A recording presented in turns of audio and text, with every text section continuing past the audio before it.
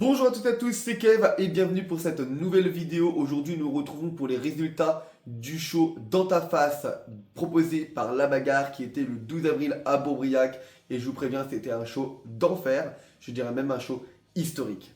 Allez, c'est parti, voyons ensemble les résultats de ce fabuleux show. Pour le premier show, on avait un combat pré-show opposant Koro face à La Crasse. Koro qui était très précipité car il a décidé d'attaquer La Crasse avant que la sonne cloche.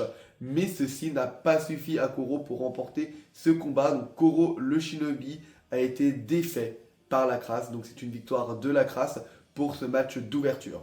Pour le deuxième combat et annoncé comme le coup d'envoi, nous avons eu d'un côté la moitié des champions par équipe NWC Paul Brand contre le soi-disant prodigieux Lucas Ménil.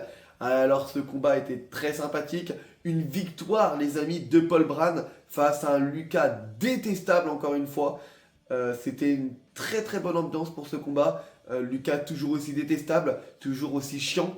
Voilà, toujours un petit peu fuyard. Mais voilà, ceci n'a pas suffi.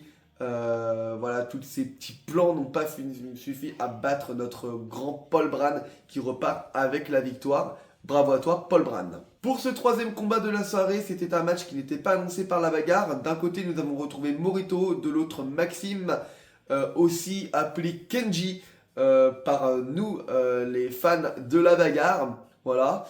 Monsieur 10 sur 10, autoproclamé, mais proclamé par son public par 0 sur 10, a malheureusement perdu contre Morito.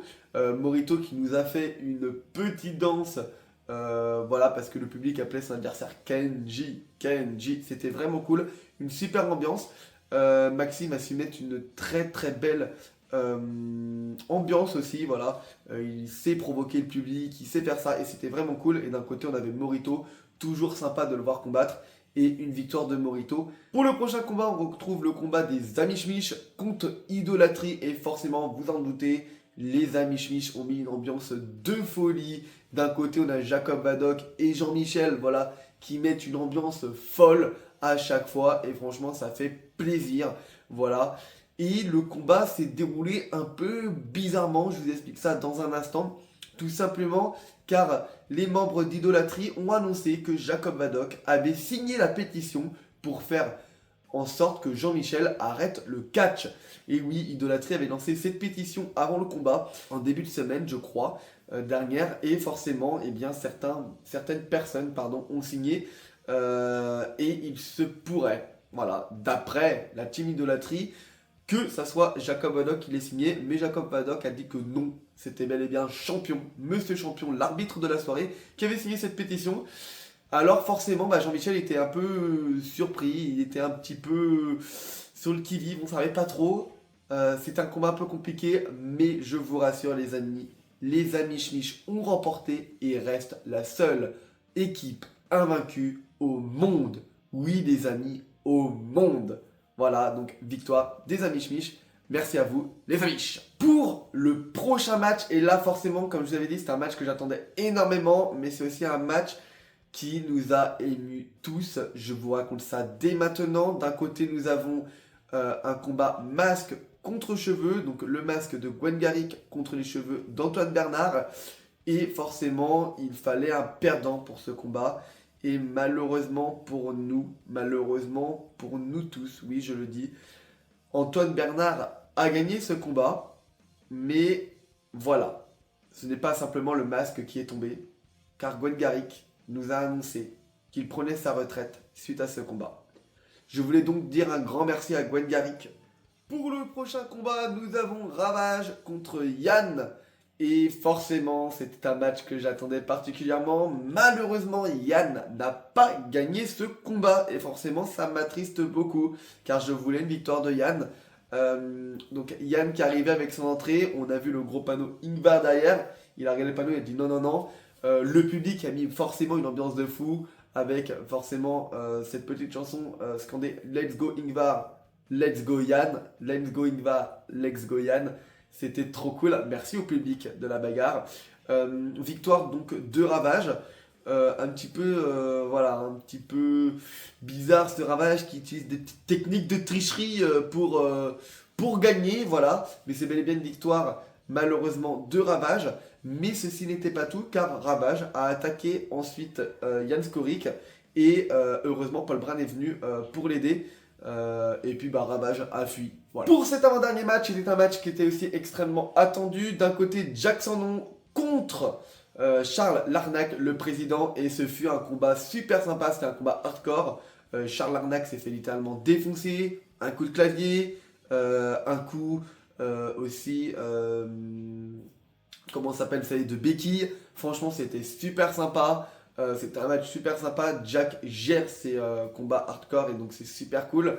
Et un très très beau finish car il va passer à travers une plaque de mélaminée, plaque que j'ai récupérée, voilà, et que vous pouvez retrouver sur mon Instagram car je l'ai mis et après je l'ai fait signer par tous les catcheurs. Donc merci à toi Jack. C'est grâce à toi j'ai pu avoir souvenir de la bagarre, de ce show fantastique, de ce show fantastique. Et donc du coup merci à toi Jack. Et bien évidemment vous en doutez, hein, je vous l'avais dit, il va falloir qu'il assume Charles et il est venu se battre mais il s'est fait exploser.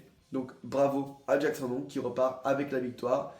Et pour ce dernier match de la soirée les amis, pour ce main event, on se retrouvait avec Scar, Céline et Mecha. Et franchement c'était un match super sympa. D'un côté Céline nous a proposé de belles choses et c'était vraiment cool. Et on a vraiment eu un choc des titans entre Scar et Mecha. Franchement c'était super bien. Voilà, Mecha qui a vraiment géré. J'étais vraiment surpris qu'il tienne tête à Scar comme ça. Vraiment, c'était vraiment très très impressionnant parce que Scar est quand même un gars ultra impressionnant, ultra costaud, ultra voilà. C'est un monstre Scar, voilà. Et d'un côté on avait Mecha et Mecha il a vraiment bien tenu. Donc je suis surpris. À mon temps j'ai vraiment eu peur. Je pensais que Mecha allait prendre le titre de Scar. Voilà, comme je vous l'ai dit, j'étais un peu inquiet là-dessus. Mais malheureusement, ce n'est pas le cas. Car oui les amis, à un moment, on a entendu la musique de Jean-Michel retentir et Jean-Michel est arrivé avec son coq, mesdames et messieurs, oui. Et ce coq a la même possibilité que le Money in the Bank, oui. Jean-Michel s'est intégré au match et on n'était plus sur un triple menace, mais un fatal four way, pardon. Et on était un match à 4. Et là, oui les amis, oui, vous l'attendez. Scar a perdu son titre contre Jean-Michel. Et oui, Jean-Michel est arrivé, il nous a fait un petit segment sympa avec Céline, c'était drôle, voilà, côté humoristique de Jean-Michel. Suite à ça, le combat s'est fait, Jean-Michel restait un petit peu dans le coin du ring, et puis après on a eu cette nouvelle confrontation entre Scar et Mecha, Scar qui a littéralement balayé Mecha, et voilà, Jean-Michel est arrivé avec son fabuleux coup de boule qui a mis Scar un petit peu de côté, et Jean-Michel a fait le tomber sur Mecha et remporte le titre et est devenu nouveau roi de la bagarre. Et oui, comme je vous l'ai dit, c'était un show historique, une retraite pour Monsieur Gwen Garrick, et d'un côté, la victoire de Jean-Michel sur Scar, Vous me comprenez, il prend le titre de Scar et Jean-Michel devient nouveau champion de la bagarre. Le nouveau roi de la bagarre n'est autre que Jean-Michel Pichet. Sur ce, les amis, je vous souhaite une bonne journée, une bonne soirée et on se retrouve très bientôt pour de nouvelles vidéos. Sur ce, vive le catch!